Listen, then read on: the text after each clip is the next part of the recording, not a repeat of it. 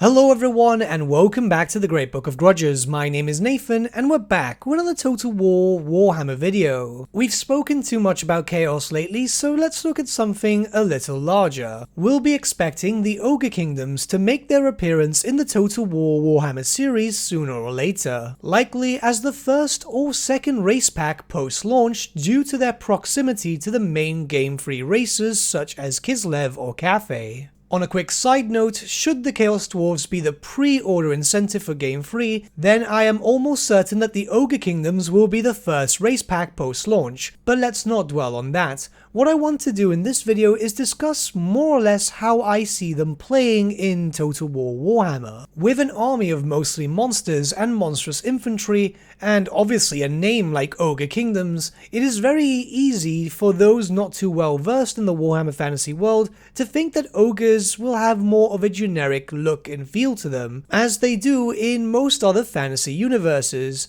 And yes, while the ogres are big, dumb and brutish, there is a lot more to them. Keep in mind that my references for this video is both official canon lore and that of the tabletop, but there will be reference to the current Total War Warhammer. Of course, with such a race like the ogres, we can expect them to have a powerful frontline infantry. Bulls and Iron Guts will form your basic force. Strong and durable, with many types of weapon choices barring spears. Though like the lore and the tabletop, the lack of frontline spears isn't really too needed for the ogres in Warhammer 3. It's likely, given their size themselves, they should be fairly decent fighting against large entities, and they'll also have access to large entities themselves. It is important to note here that these armies will likely be large in size, but low in number, if that makes any sense. There aren't that many ogres in the world, and they are perhaps one of the least numerous. Often ogres themselves are scattered into tribes, and those tribes are relatively small.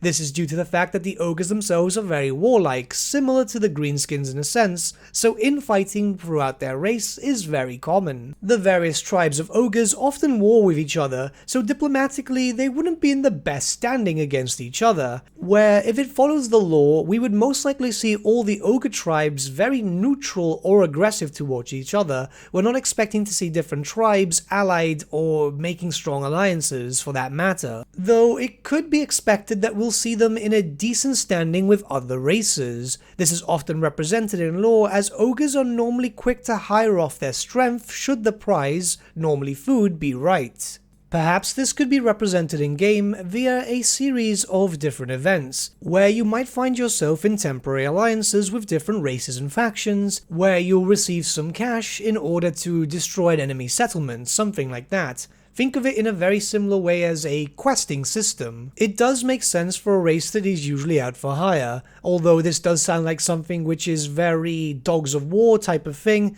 I don't imagine the Dogs of War having something too basic. A much more complex system for the Dogs of War, but a very basic system for the Ogre Kingdoms as, yeah, I think it's quite thematic. There is a benefit to the small number of entities in what we can expect from their units, especially against some forms of magic, which are great against units, but only large numbers. They won't take as much damage and thus survive on a field a little more. So far, we've spoken about pretty much what's expected in the typical fantasy trope, but now we'll look to as what could be introduced to make them unique. Going back to warfare, the Ogre Kingdoms in Warhammer do make heavy use of range, but rather than gun lines of units, they are more focused around heavy artillery fire, where even their ground units will make use of cannons as rifles. Cannons are of course quite small when compared to the average ogre.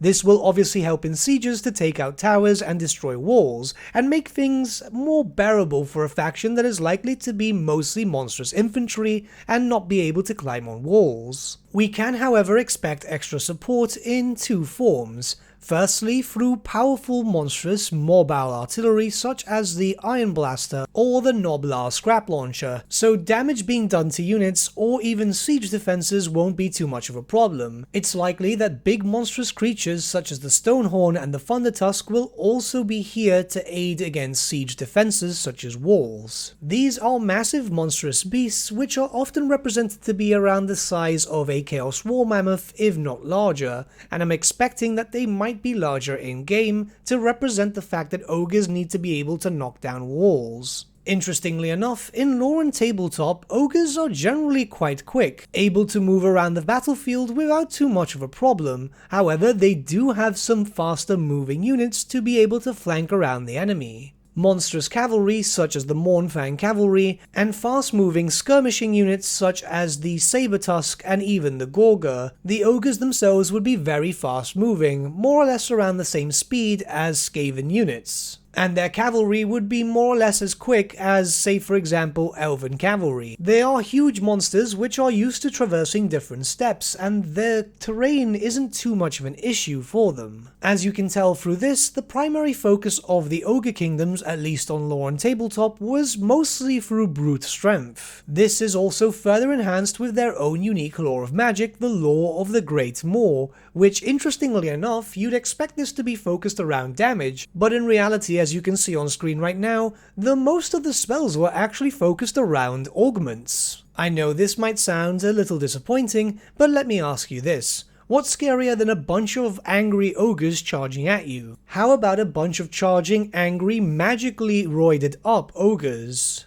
Believe me, I've faced this on the tabletop. It's actually quite a decent lore of magic when you think about it, as it makes them harder to kill and it makes them even hit harder. The ogres themselves are quite easy to understand when you start looking through the army book. It's actually a pretty basic style race that is just there to do damage. You're not expecting very complex styles of play here. And in truth, that doesn't sound like it's too bad of an option. Sometimes simple is actually better. That's not to say that they won't have their own mechanics, but we'll go into that another day where I'll be going into it in more depth. Now, of course, they have a bunch of highly mobile units, but what we haven't spoken about yet is their tar pit. These are the Noblars, basically just Skaven slaves but in goblin form. I'd imagine that there'd be different types of Noblars, but we would pretty much just use them as Skaven slaves. They'd go in, you'd lock down an enemy for a few seconds, and charge with an ogre bus through the side or the rear. There's not really too much to talk about here, as they're not really too impressive. In all honesty, they're very unseen on the tabletop, though you would bring a few here and there just to spend some extra points that you may have. I don't think they'd be a tremendously popular unit, but they would be there to be able to just pin down the enemy for a few seconds at the very least. Like I said before, the ogres are likely to be a rather simplistic race. Perhaps mechanics will further expand upon them, but in terms of playstyle, at least for general mechanics and so on, it just seems better if they just work quite simplistic. Believe it or not, at least through 8th edition Warhammer Fantasy, the simplicity actually made them extremely popular. The lack of too many special rules was appealing to more newer players, and they did a lot of damage on the tabletop, which meant that they actually ended up being quite high tier in terms of tournament ranking. But what do you think about the ogres and how do you think they'll play? Let me know your thoughts in the comments below and let's start a bit of a discussion. But with that, my friends, we've come to the end of our video. Thank you so much for watching. If you did enjoy the video, might I suggest giving the video a like or even subscribing to the channel, as it really does help us out. In the description section below are various links to different social media platforms such as Facebook, Instagram and Discord. Also in the description section is an affiliate link with Element Games where you could buy loads of hobby-based products, not just Warhammer, for 10 to 25% off. Making a purchase using that link and also our special code, which is also in the description, supports the channel at no extra cost to you, which we think is rather cool. A big thank you to our patrons. Your support means the world to us. It's amazing that people want to help a small channel like us grow and get to a higher level of content. A big thank you to Gibraltar LUSC, Ryan Bertsche, Andrew Prince and Okro for subscribing to us at our Fane level. You guys are super cool. And a big thank you to Edward Yule, VS Vasan, Aaron Whitman and Shaggy for subscribing to us at our King level. Honestly, we can't thank you all enough. And lastly, a big thank you to all of you for liking, sharing and commenting on these videos. Honestly, it's because of you guys that the channel's been growing at such a great pace lately, so we can't thank you all enough. But with that, my friends, thank you so much for watching once again, and we shall see you all again very soon. Have a good day.